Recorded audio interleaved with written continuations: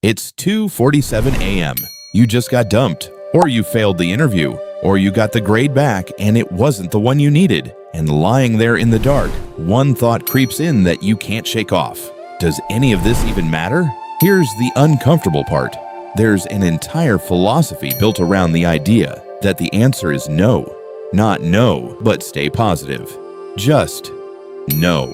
And once you actually understand it, you can't unsee it. Stick with me till the end, because the way this philosophy resolves itself might be the most oddly comforting thing you hear all year. Most people think there are two ways to see life: glass half full, glass half empty. But there's a third guy standing behind them who nobody invited to the party. He doesn't care if it's half full or half empty. He just dumps it out, because to him, arguing about the water level in a glass that's going to shatter eventually is a complete waste of time. That guy is a nihilist, and his whole worldview comes down to one brutal idea: nothing has inherent meaning. Not your job, not your relationships, not the number on the scale, the grade on the test, or the likes on the post that kept you up till 2:47 a.m. Now don't confuse this with pessimism.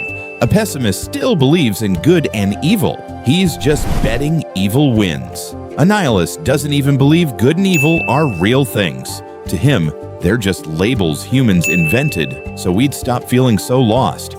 So why would anyone believe something this cold?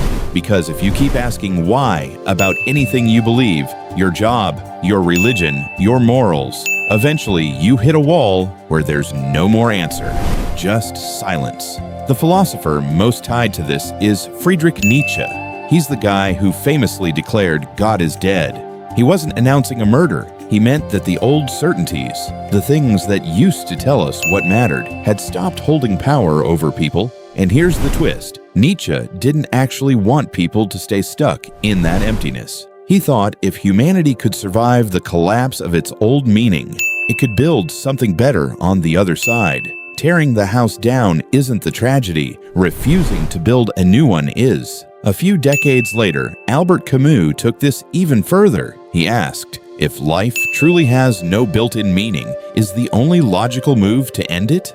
His answer was no. Instead, he said we should embrace the absurdity, the mismatch between our hunger for meaning and a universe that gives us none, and rebel against it anyway. Live loudly, love people, chase things, not because the universe demands it, but because you get to decide it's worth doing. So back to you, at 2:47 a.m., wondering if the breakup or the rejection actually means anything. Here's the strange comfort in nihilism. If nothing has built-in meaning, that also means nothing has built-in failure. The universe never assigned you a grade to hit or a person you were supposed to end up with. You made that meaning up, which means you get to make up a new one tomorrow. You're not required to see the glass as half full or half empty. You're allowed to just throw the glass out and decide for yourself what you're thirsty for. So, does anything actually matter? Nihilism says no. Nietzsche says that's exactly when you get to build something new. Camus says rebel against it by living anyway. Comment below. If nothing is built in, what's the one thing you've decided is worth caring about? I'll pin the best answer.